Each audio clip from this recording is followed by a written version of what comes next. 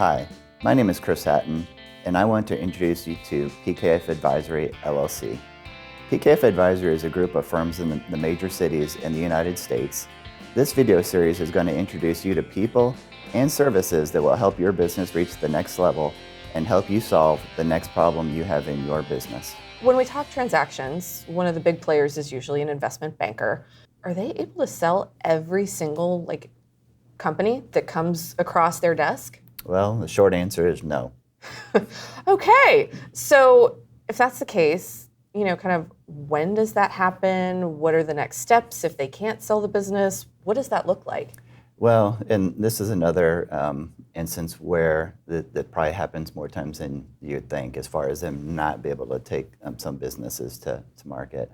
And the first example I'll say is that the company still ends up working with an investment banker, but it might not be the original one that they thought they were. Because you could have a specialized practice in the medical space. Sure. And you're talking with an investment bank who their wheelhouse is manufacturing and distribution. Those are two different things, potentially. Exactly. And you want somebody who's going to sell your business and maximize the deal value for you. Right. Because at the end of the day, you do want to make as much money as you can, or who's somebody's going to be able to negotiate all those details to your interest. And you should be doing this anyway. You should be talking with multiple investment banks and finding not only a good personality fit, but just from an expertise standpoint, you want to be working with somebody who is, again, going to help you be able to get your deal across the finish line. The second one I would say is that there are some businesses that just aren't a good fit for an investment bank. And these ones typically go to a business broker or another M&A intermediary, and they're on the smaller side. Right. And so they're at the lower end of the middle market, if they're on that spectrum. And these are usually your owner-operated businesses, Sure. Closely held family business that don't have some type of private equity backing.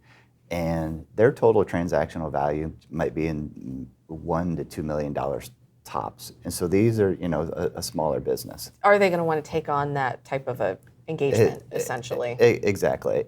Everybody wants to make money, and so typically these are type of businesses that cater to a certain type of investor, and same thing with the investment banks, where they typically work with the family offices, private equity, larger scale investors. Where we've also been referred into a lot is via the investment banks, is where they identify some of these businesses and let's say that they can't make heads or tails from the accounting records that they have. They get in there, it's too messy. They're like, nope, I don't want to deal with it. Yeah, and that might be because you have a company that doesn't, a lot of owner-operated businesses are still on the cash basis. Sure. And they might not have the formal policies around a hard monthly close. And so you look at their P&L and it's potentially all over the map because you've got January transactions that are being recorded in February and vice versa, just because there's not a hard close.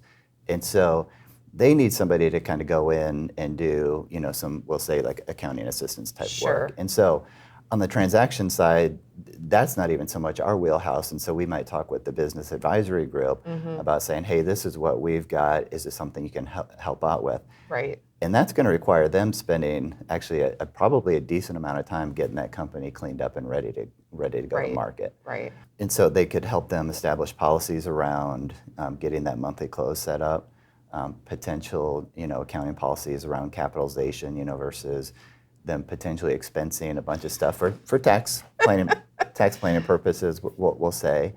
And some people might be just using some older accounting systems, and so they would be able to help them implement, even if it's just something like QuickBooks, which a lot of our multi-million-dollar clients still use. Right.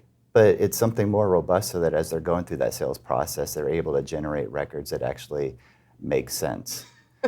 That's kind of key. It helps. Yeah. But also, as long as you're taking time out to do this, if the investment bank is getting you sent to a different advisor to help you get cleaned up for that sales process, you do want to take advantage of it as best you can. Right. And so, what we talk about is there some non-discretionary spending in there, or I should say discretionary spending in there, they can be worked out of the business without affecting operations. And so then, during this process, you're making your bottom line look better, and then it makes for a more compelling story when you do go to market. They can help get you set up, and then sometimes they'll just actually maintain the accounting records for you until you actually go through the sales process. And again, it just makes it so much easier for the investment bank as well as then the potential investors to sit there and take those financials and benchmark them against other companies. They've got a more clear picture of the business. Exactly. And so as long as you're going through all that process, you want to just add as much value as you can. I know that the buyer's already got it in their head that they want to sell the business, but as long as you're actually having to just kind of divert it off to a side card for a section, you want to sit there and make sure that you're doing as best you can, because there are other businesses out there that are wanting to go to market as well. Right. And so, and maybe more ready. Yeah, exactly. So, Yeah. it's just, you're putting a little wax on the car before you put it out on the deal floor. Yeah. You could say. So, yeah, there's a lot of times that there are companies that aren't ready to go to market. And so, but there are other avenues that you can sit there and go down to make sure that it's, not a lost cause, and that you actually do come back better prepared.